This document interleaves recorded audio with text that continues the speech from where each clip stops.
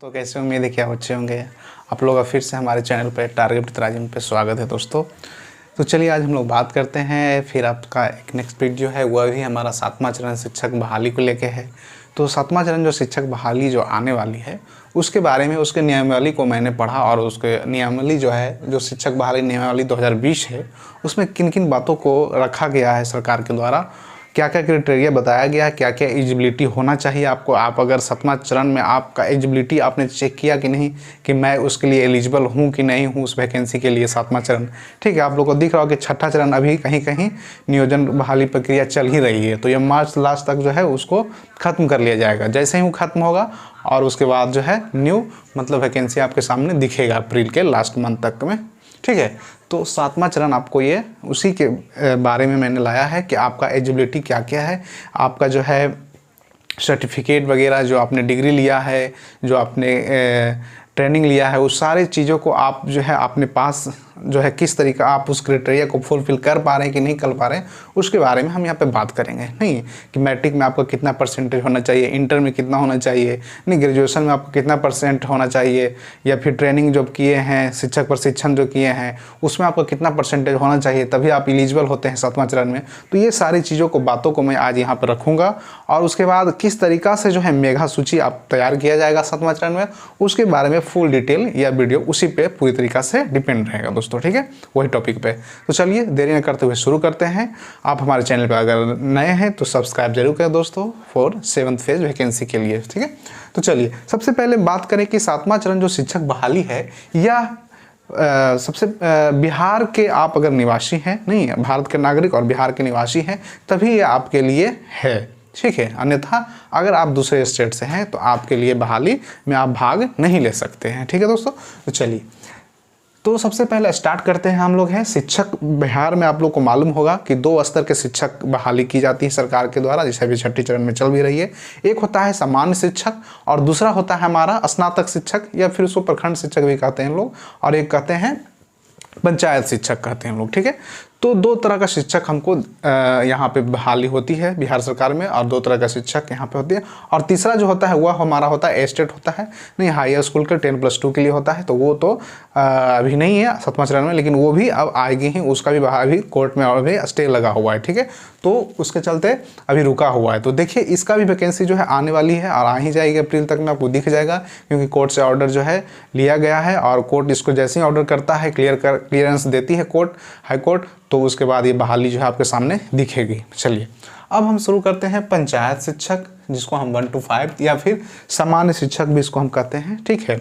1 to 5 class के लिए ये आपका क्या एलिजिबिलिटी होना चाहिए, क्या आप एलिजिबल हैं, तो क्या क्या चीज़ इस बार जो है मेगा सूची किस तरीक़ा से बनेगा 7वां चरण में उसके बारे में हम लोग बात करते हैं। तो चलिए तो सबसे पहले हम देखें यहाँ पे आपको क्या क्या चीज़ जुटेगा, क्योंकि पहले आपने देखा होगा 6ठा चरण में सारे चीज़ों को जोड़ा जाता था, नहीं किन्हीं को नहीं मालूम है तो मैं बता दूं कि जब आप इससे पहले वाला जो 6ठा जो चरण चल रही है अभी तो उसमें मैट्रिक इंटर ग्रेजुएशन नहीं बीएड डीएलएड जो भी आपकी सारे प्लस आपने जो टीचर एलिजिबिलिटी जो टेस्ट होता है सीटेट या बीटेट उसका परसेंटेज भी जुड़ता था, मतलब कि उसका आप कितना नंबर आप लाएँ उसका भी मेगा सूची में आपको मार्क्स दिया जाता था, ठीक है।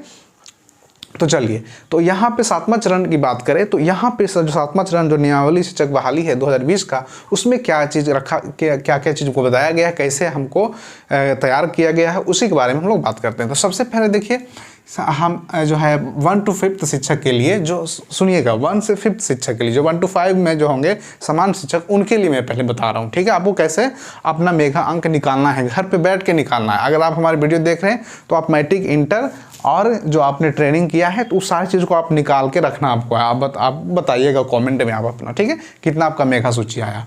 चलिए तो सबसे पहले आपके पास मैट्रिक ना आपने किया ही होगा, तो मैट्रिक आप अगर सीबीएसई बोर्ड से किए कोई दिक्कत नहीं, आईसीएसई बोर्ड से किए कोई दिक्कत नहीं, बिहार बोर्ड से किए कोई दिक्कत नहीं, कोनो बोर्ड से आप किए हों कहीं भी बिहार या भारत से किए हों, ठीक है। तो उसका डिग्री मान्य है। हाल में ही न्यूज़ में चला था कि नेपाल की जो डिग्री है मैट्रिक वहाँ का भी मान्य कर दिया गया है सरकार के द्वारा, बिहार सरकार के द्वारा, तो इसके लिए आपको टेंशन नहीं लेना है। तो सबसे पहले 1 to 5 में आपको मैट्रिक का जो है इसका परसेंटेज निकालना है। जैसे आपका 500 नंबर का होगा, किन्हीं का 700 नंबर का होगा, तो वो अपना आप परसेंटेज निकालिएगा, ठीक है। मान लीजिए जो भी एक मैं बताऊंगा लास्ट में। तो पहले मैट्रिक आपके पास रहना चाहिए पहले, उसके बाद इंटर रहना चाहिए, उसके बाद आपने जो है डीएलएड या बीएड जो भी किया है उसका रहना चाहिए आपके पास डिग्री हाथ में, ठीक है। उसके बाद आपके पास सीटेट या बीटेट होना चाहिए, सीटेट या बीटेट होना चाहिए, ठीक है। इसमें आप क्वालिफाइड होना चाहिए, ये नहीं कि सिर्फ ऐसे ही हैं, मतलब दिए हैं फेल हो गए तो भी हम बहाली में अप्लाई कर देते हैं। बहुत सारा ऐसे ही किए हैं छठा चरण में, तो उनको लास्ट में जो है प्रोविजनल मेरिट लिस्ट जब आता है या फाइनल मेरिट लिस्ट में उनको जो है काउच दे के हटा दिया जाता है मेरिट लिस्ट से, ठीक है। तो चलिए, तो सबसे पहले आपको करना क्या है कि आपको मैट्रिक का जो है मैट्रिक, इंटर और ग्रेजुएशन, ठीक है, ये तीन चीज़ जो है बेहद ही इंपॉर्टेंट है। सॉरी, ग्रेजुएशन में बोल दिया, ट्रेनिंग, मैट्रिक, इंटर और जो आपने जो प्रशिक्षण किया है, शिक्षक प्रशिक्षण जो बीएड या डीएलएड किया है, उस सारे का जो है परसेंटेज आपको निकाल के 3 से डिवाइड करना है। जैसे हम यहाँ पे बोर्ड पे आपको बता दें, जैसे कि एक स्टूडेंट है, कोई मान लीजिए XY स्टूडेंट है, उसका जो है मैट्रिक में 60% है नंबर आया, कितना आया, 60% नंबर आया, चलिए ठीक है। उसके बाद इंटर में भी उसको मान लीजिए 60% नंबर आया, ठीक है, ठीक है। सो देखिएगा इसको। उसके बाद ट्रेनिंग में उसको भी मान लीजिए 60% नंबर आया, ठीक है। ये मैं सुविधा के लिए आपको बता रहा हूँ। उसके बाद ये तीनों को जोड़ देना आपको है, क्या करना है, जोड़ देना, ऐड कर देना है। तो 60 मतलब मैट्रिक में उसका 60% नंबर आया, ठीक है, इंटर में उसका 60% नंबर है। उसके बाद वो ट्रेनिंग जो किया, डीएलएड या बीएड जो भी किया, उसमें उसका भी 60% नंबर आया। तो वो परसेंटेज निकालना है पूरा नंबर का, ठीक है। तो अब इसको जोड़ देना है, जैसे 6 60 कितना हो गया, 180 हो गया। तो 180 हो गया। अब इसको हमको, क्योंकि हमने तीन चीज़ों का जोड़ा है, 3 का परसेंटेज निकाला है, मैट्रिक, इंटर और जो हमारा डीएलएड बीएड है, तो उसको हमको 3 से डिवाइड कर देना है, ठीक है। क्या करना है, 3 से डिवाइड कर देना है। अब हमारे पास जो आता है वो देखिए कितना आ जाएगा, नहीं यह आ जाएगा हमारा 60, नहीं हमारा 60 जो हो जाएगा, क्या हो जाएगा, 60 जो हमारा होगा ये मेघा अंक हो जाएगा, क्या हो जाएगा, नहीं देखिए छोटिया 18 कट जाएगा। तो 60 जो हमारा होगा, नहीं ये हमारा क्या हो जाएगा, मेघा अंक हो जाएगा, क्या हो जाएगा, मेघा अंक हो जाएगा। मतलब कि हमारा 60 क्या है, मेघा अंक है। नहीं, हमने 60 करके लिया, इसलिए अगर हम तीनों को जोड़ दें, परसेंटेज को जोड़ना है। ये नहीं कि आप सिर्फ नंबर 500 में आया 400 तो उसको आप जोड़ने लगेगा, ऐसा नहीं गलती करिएगा। मैट्रिक में जितना आपको परसेंटेज आया है उसको जोड़िए, इंटर में आपको जितना परसेंटेज आया उसको जोड़िए, और अगर आप डीएलएड या बीएड में जो परसेंटेज आपको आया है उसको जोड़िए। तो मैंने सुविधा के लिए जो है 60 कर दिया, ठीक है। मान लीजिए टोटल जोड़ने के बाद मेरा 180 आया, और उसके बाद उसको 3 से डिवाइड कर देना है। उसके बाद जो हमारा नंबर आता है 60, वही हमारा मेघा अंक हो जाएगा, क्या हो जाएगा, मेघा अंक हो जाएगा। मेघा सूची का वही नंबर मेरा होगा 60, ठीक है, 60। चलिए समझ गए होंगे, उम्मीद है कि आप यहाँ समझ गए होंगे। चलिए उसके बाद आपका सीटेट और बीटेट, इसमें आपको क्वालिफाइड होना चाहिए, ठीक है। 1 to 5 में ये तो हमारा मेघांक हो गया, मान लीजिए 60 जो आया मेरा मेघांक हो गया, ठीक है। उसके बाद सीटेट और बीटेट में से कोई आपको एक क्वालिफाइड होना चाहिए, तभी आप जो है अप्लाई कर पाइएगा 7वां चरण शिक्षक बहाली में 1 to 5 में, ठीक है। चलिए समझ गए होंगे, उम्मीद है कि आप समझे होंगे। चलिए नेक्स्ट हम चलते हैं स्नातक शिक्षक, जिसको हम 6 to 8 नहीं या फिर प्रखंड शिक्षक कहते हैं। 6 to 8 शिक्षक के बारे में हम लोग जानते हैं। चलिए उसमें क्या कहा गया है 7वां चरण शिक्षक बहाली में। चलिए तो यहाँ पे आपको क्या जुटेगा, देखिएगा यहाँ पे आपको पहले जो जुड़ता था उस समय मैट्रिक, इंटर, ग्रेजुएशन उस समय जुड़ता था 6ठा चरण में, लेकिन अब क्या हो गया, अब यहाँ पे देखिए न्यू चेंजिंग क्या हुआ है, नहीं 7वां चरण में उसमें अब ग्रेजुएशन को जोड़ा गया है। किसको जोड़ा गया है, ग्रेजुएशन, जो आपने बीए किया है नहीं उसको जोड़ा जाएगा। एमए आप किया है तो एमए का आपका नहीं जुटेगा, आपने पीएचडी किया हुआ तो पीएचडी नहीं जुटेगा, आपका क्या जुटेगा, ग्रेजुएशन का जो मार्कशीट होगा उसमें जो आपने ओवरऑल जितना नंबर है, मतलब कि क्या जुटेगा, सिर्फ ऑनर्स पेपर का मार्क्स आपका नहीं जुटेगा बल्कि 1500। जैसे मैंने ग्रेजुएशन किया तो ओवरऑल उसमें 1500 मार्क्स का मैंने एग्जाम दिया। जैसे कि आपका ऑनर्स पेपर कितने का होता है, 800 मार्क्स का होता है जनरली सबका, नहीं 800 मार्क्स का होता है, प्लस आपका देखिएगा 2 सब्सिडरी पेपर होता है और एक हिंदी कंपोजिशन होता होगा। नहीं तो फर्स्ट ईयर में आपका 2 पेपर हुआ होगा 200 नंबर का, ठीक है। उसके बाद आपका 2 सब्सिडरी होगा 100 नंबर का, नहीं तो कितना हो गया 2 2 400, और एक आपका हिंदी कंपोजिशन होगा 500, मतलब फर्स्ट ईयर में आपका 500 नंबर का। उसी तरीका से सेकेंड ईयर में भी आपका ऑनर्स का 2 पेपर होगा और 2 आपका सब्सिडरी होगा और तीसरा आपका जो होगा कंपोजिशन होगा, तो वो भी 500 हो गया।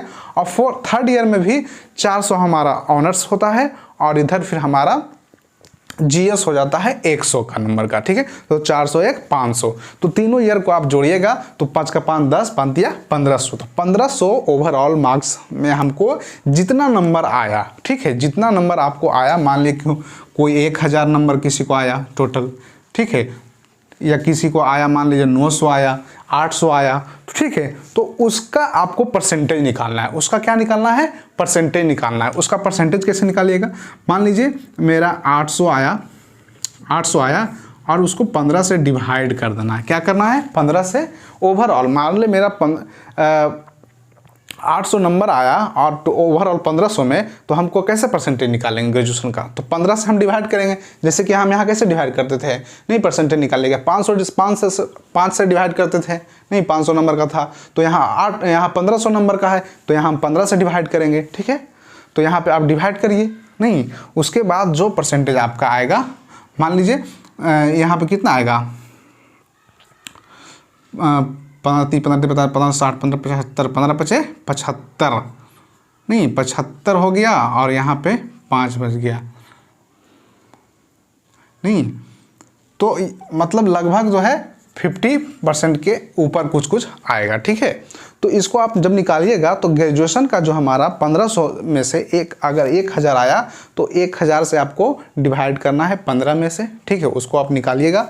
उसके बाद निकालने के बाद यहाँ मैं थोड़ा सा आपको क्लियर कर दूँ मिनट, ये जो है आपका जो परसेंटेज आएगा, ठीक है, उसको आपको निकाल के रखना है, ये नहीं कि उसको जोड़ देना है। जैसे कि मेरा ग्रेजुएशन में मान लीजिए ओवरऑल 52 परसेंटेज आया, ठीक है, तो ये परसेंटेज मेरा आ गया 1500 में हम बात कर रहे हैं, ठीक है। उसके बाद बीएड में हमारा मान लीजिए 75% हमको नंबर है, ठीक है, कितना है 75% नंबर हमारा है। बीए में हमको 52% आया, बीएड में हमको 75% आया। अब इसको जोड़ना है, 52 को और 75 को, इसको आप जोड़िए तो 5 2 7 हो जाएगा और 7 3 10 2 12 हो जाएगा, नहीं 7 3 10 2 12, और उसके बाद इसको 2 से डिवाइड कर देना है। क्या करना है? 2 से डिवाइड कर देना है, मतलब ग्रेजुएशन का परसेंटेज और बीएड का परसेंटेज, ठीक है, बीएड जो आपने किया है ट्रेनिंग सर्टिफिकेट उसका परसेंटेज, और उसको 2 से डिवाइड करिए, तो उसके बाद जो हमारा आएगा वही हमारा मेगा अंक हो जाएगा। नहीं तो जैसे कि यहाँ मान लीजिए 63% कुछ आ रहा है, ठीक है, 127/2 को करिएगा डिवाइड, तो 6 12, नहीं 6 बार में कट जाएगा, और इधर एक द्वितीय 6, नहीं 63% कुछ लगभग आएगा। तो हमारा 63 जो होगा वही हमारा मेगा अंक हो जाएगा। ग्रेजुएशन मतलब जो स्नातक शिक्षक की हम बात कर रहे हैं, उसमें आपको कैसे निकालना है मेगा सूची अंक, मेगा अपना, कि ग्रेजुएशन का जो है ओवरऑल 1500 में आपको डिवाइड करना है, जितना आपने पाया उसको डिवाइड करिए, उसका परसेंटेज लिखिए। उसके बाद आपने बीएड जो किया है उसका परसेंटेज को आप लिखिए, वो दोनों को जोड़ दीजिए। जोड़ने के बाद मान लीजिए मेरा ग्रेजुएशन में 52 है और बीएड में 75 है, तो उसको जोड़ने के बाद जितना मेरा आया उसको जोड़ने के बाद 63 आया या 64 आया, तो वही हमारा क्या हो जाएगा, मेगा सूची अंक हो जाएगा, ठीक है। तो 64 हमारा, किसी का 70 आ सकता है, किसी का 84 आ सकता है, तो उसी तरीक़ा से आपका जो है मेगा सूची आपका वही हो जाएगा, ठीक है, मेगा अंक आपका वही होगा, और उसमें उसी के अनुसार आपका जो है बहाली में आपका रोस्टर तैयार किया जाएगा, ठीक है। उसके बाद प्रखंड शिक्षक में या स्नातक शिक्षक में 68 में सीटेट या बीटेट आपका सेकेंड पेपर क्लियर होना चाहिए, मतलब क्वालिफाइड होना चाहिए 3rd नंबर में, ठीक है। पहला ग्रेजुएशन, दूसरा हमारा बीएड और तीसरा हमारा सीटेट या बीटेट, यहाँ ये तो कंपलसरी है, सब जगह लगा हुआ है, ठीक है। अब हम आते हैं कि कितना परसेंटेज होना चाहिए मैट्रिक इंटर ग्रेजुएशन में कि आप अप्लाई कर सकते हैं, ठीक है। तो देखिए छठा चरण में देखें तो किसी को कम भी परसेंटेज था तो वो अप्लाई कर सकते थे, ठीक है। 45% तक वेटेज रखा गया है कि आपका अगर इंटर में 45% है, 45 से 50% के बीच में आप हैं तो आप अप्लाई कर सकते हैं, ठीक है। अगर किन्हीं का ग्रेजुएशन में नहीं, ग्रेजुएशन में 50% है तो आप अप्लाई कर सकते हैं, या 45% भी है, बीएससी किए हुए हैं, बीए किए हुए हैं, तो वो आप अप्लाई कर सकते हैं। और बीएड में भी उस तरीक़ा से 50% रहना चाहिए आपको, कम से कम मार्क्स 45 से 50% तक आपका मार्क्स होना चाहिए परसेंटेज, तब आप अप्लाई कर सकते हैं। अब किसी का 20% रहेगा तो कैसे अप्लाई करें, तो फेल में हो जाएंगे, ठीक है। तो उतना कम से कम रहना चाहिए मैट्रिक इंटर, और ये आपका ट्रेनिंग वाला जो आपने शिक्षक प्रशिक्षण किया है, ठीक है, और बीएड या फिर बीए में आपका 45 से 50% के लगभग होना चाहिए, तब आप अप्लाई कर सकते हैं। ठीक है, तभी आप अप्लाई करिएगा, उससे कम रहेगा तो आप अप्लाई नहीं कर सकते हैं। ठीक है, चलिए, तो परसेंटेज निकालने आपको मैंने बताया कि मेधा सूची का जो है कैसे तैयार किया जाएगा। उसके बाद एक चीज़ और मैं बता दूं कि प्रखंड स्नातक शिक्षक जो हमारा होता है 6 to 8, इसमें कौन कौन से सब्जेक्ट लोग भर सकते हैं, मतलब कि कौन कौन से सब्जेक्ट इसमें शिक्षक लोग बनते हैं। सामान्य में तो सब सामान्य होंगे नहीं, उसमें तो कोई सब्जेक्ट वाइज होता नहीं है बहाली 1 to 5 में।